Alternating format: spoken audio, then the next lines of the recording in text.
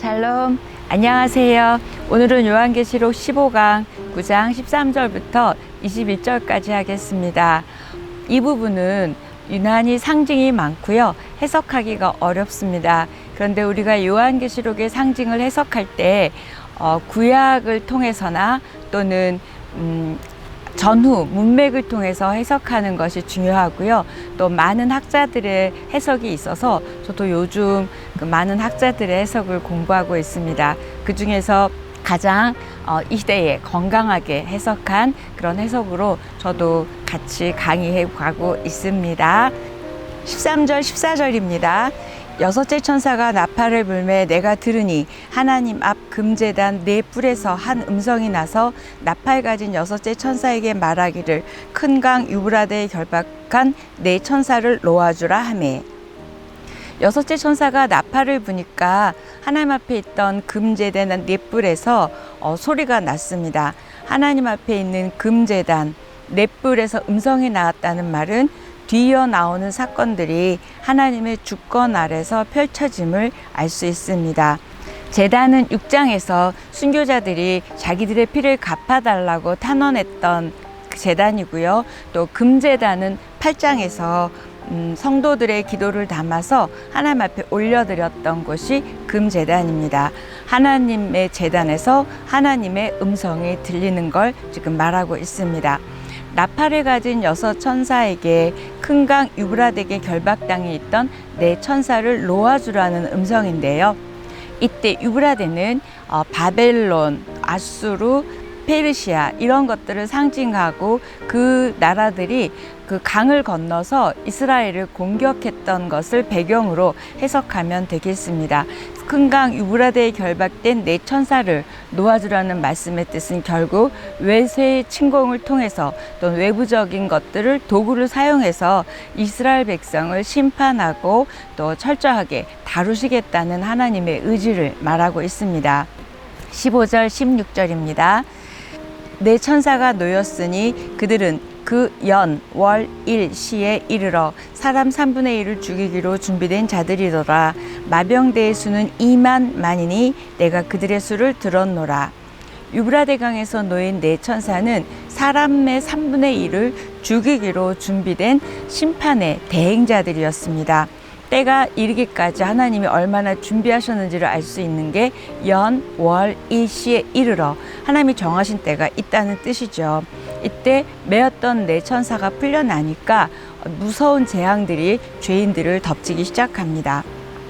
지금까지 하나님의 심판이 유보됐었죠. 그 이유는 재앙이 가득 차지 않아서가 아니라 하나님의 긍휼하심과 하나님의 기다려주심 때문이었는데 그 때가 이르러서 연월 일시지요. 하나님께서 지금 재앙을 쏟아놓는 것을 볼 수 있습니다. 마병대의 수가 2만 만이라고 하는데요. 이런 숫자 없죠. 이건 뭐냐면 2만 곱하기 만입니다. 그러니까 2억이에요. 그 당시에 2억의 마병대가 있을 수는 없었고 이것도 상징적인 수인데요. 결국 엄청나게 많은 마병이 있음을 상징하고 있습니다.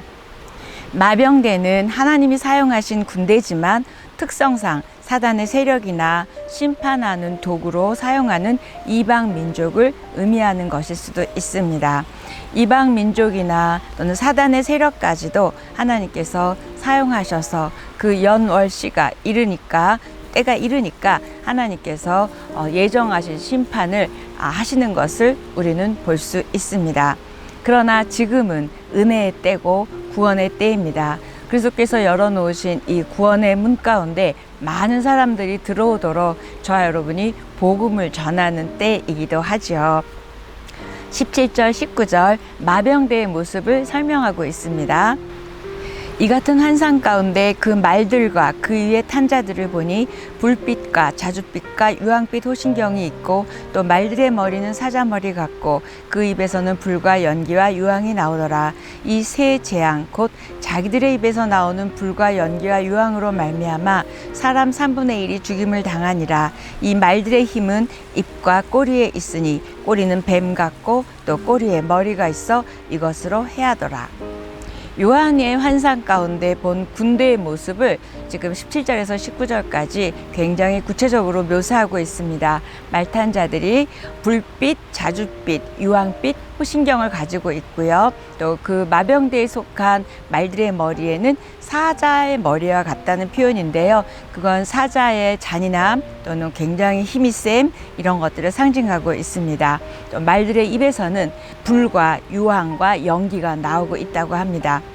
이건 결국 상징이라는 거죠. 말에서 그런 것들이 나올 수 없잖아요. 그러니까 이 마병대는 사람이 아닌 초자연적인 성격을 띠는 그런 군대임을 암시하고 있습니다. 이 불과 연기와 유황이 사람 3분의 1을 죽인다고 하는데요. 성경에서 유황은 요한계시록에서 사단과 짐승 또 거짓 선지자들, 짐승의 표를 받은 자들 다 통틀어서 불과 유황으로 고통받음이 여러 군데 나오고 있고요. 또 그들은 최종적으로 유황 불못에서 진멸할 것이라는 말이 있는 곳이 14장 10절, 19장 20절, 20장 10절, 21장 8절에 나오고 있습니다. 말들의 꼬리는 뱀과 같은데 거기에 머리가 있었대요. 굉장히 징그러운 모습이죠. 결국 요한계시록에서 뱀은 사단의 또 다른 이름이고요. 또 뱀 같은 꼬리를 가졌다는 건 그 말들의 악마적인 사단적인 특성을 설명하고 있습니다. 기억나시죠? 다섯째 나팔에서는 정갈의 권세를 받은 황충이 나왔었고 지금 오늘 하고 있는 여섯 번째 나팔에는 마병대가 나오고 있습니다. 황충도 그렇고 마병대도 그렇고 전부 상징적이고 초자연적인 걸 나타내고 있지만 사단적 세력을 설명하고 있고요. 마병대는 정갈의 권세를 받은 황충보다 훨씬 강하죠. 그래서 사람을 죽이는데요. 점점점 시간이 갈수록 이 재앙의 강도가 심해짐을 볼 수 있습니다. 그러나 이런 심한 재앙의 깊어짐에도 불구하고 사람들은 악을 멈추지 않았고 회개하지 않았다고 20절, 21절 설명하고 있습니다. 20절, 21절입니다.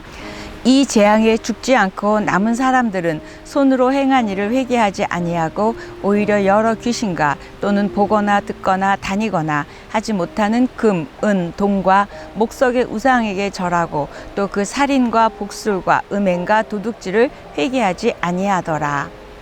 마병대의 재앙에도 죽지 않고 살아남은 자들이 있었고요. 그들은 그런데 회개도 하지 않았고 손으로 행한 일을 회개하지 않았다는 설명은 결국 손으로 만든 우상 앞에 절했다고 이야기하고 그 의미는 그 손으로 만든 우상 뒤에 있는 귀신을 섬겼다는 설명이기도 합니다. 악인들은 이렇게 우상 숭배를 했을 뿐만 아니라 살인과 점술, 음행, 도둑질 같은 그런 도덕적인 재앙도 멈추지 않았고 회개하지 않았습니다. 첫째 나팔부터 넷째 나팔까지는 자연계에 미쳤었잖아요. 그런데 지금 다섯째 나팔 재앙과 여섯째 나팔 재앙은 사람에게 임하고 있습니다. 다섯째 나팔 재앙은 이마에 인침을 받지 않은 자들에게 임했고, 그다음에 여섯 번째 나팔 재앙은 회개하지 않은 자들에게 임하는 걸 보고 있습니다. 결국 이 두 재앙은 하나님의 인침을 받은 예수 그리스도를 따르는 자들에게는 상관이 없음을 우리가 알 수 있죠. 사람 3분의 1이 죽어가는 재앙을 당하고 보면서도 회개하지 않는 그런 사람들의 악한 심령을 보게 됩니다. 재앙도 무섭지만 이 회개하지 않는 이 정말 강한 악한 심령들이 더 무서운 것 같습니다. 마지막 끝까지 회개하지 않는 자들에게 엄중한 심판과 또 공의로운 심판이 있을 것을 계시록은 계속 설명하고 있습니다. 하나님은 심판을 통해서 사람들이 참회하고 회개하고 하나님 앞에 돌아오기를 기대하셨지만 하나님은 이렇게 회개하지 않고 돌아오지 않는 자들에게 연, 일, 시가 이르면 이렇게 심판하겠다고 오늘 말씀하고 있습니다. 사람들은 이야기합니다. 어떻게 하나님이 사랑의 하나님인데 이렇게 무섭게 심판하고 재앙을 줄 수 있냐고 말하지만 하나님이 너무너무 오래 참으셨고 기다리셨고 회개하기를 기다리셨잖아요. 그럼에도 돌이키지 않는 사람들의 심령을 본다면 우리는 그렇게 말할 수 없습니다. 결국 하나님의 재앙의 목적은 인류를 또는 사람을 죽이려는 것이 아니라 무서운 그 재앙과 심판을 보고 빨리 돌아오라고 말씀하고 있습니다. 저와 여러분이 그 재앙을 또 마지막 때의 일을 전하는 우리이기를 바랍니다. 사람들이 우리가 아무리 전해도 복음을 들어도 비웃거나 반응하지 않고 믿지 않습니다. 그럴 때 복음의 능력을 의심해서는 안 되고요. 그 사람들의 뒤에 있는 사단의 그 심령들을 장악하고 있는 어둠의 영들을 보시고 우리가 끝끝내 기도하고 또 사랑해주고 기다려야 할 것입니다. 오늘 본문에서는 지금 재앙과 심판의 도구가 결박되었다 풀려난 네 천사였습니다. 언제 결박할지 언제 풀릴지 결국 묶임과 풀림은 우리 하나님 손에 있음을 알게 됩니다. 결국 이 심판의 때가 이르면 하나님께서 이런 파괴적 권세를 허락하실 텐데요. 이 묶어둠과 풀어둠의 시기 우리는 이해할 수 없고 알 수도 없습니다. 이들이 권세를 행사할 때 세상의 고통이 임하고 있구나, 심판이 오고 있구나 알아차리는 우리이기를 바랍니다.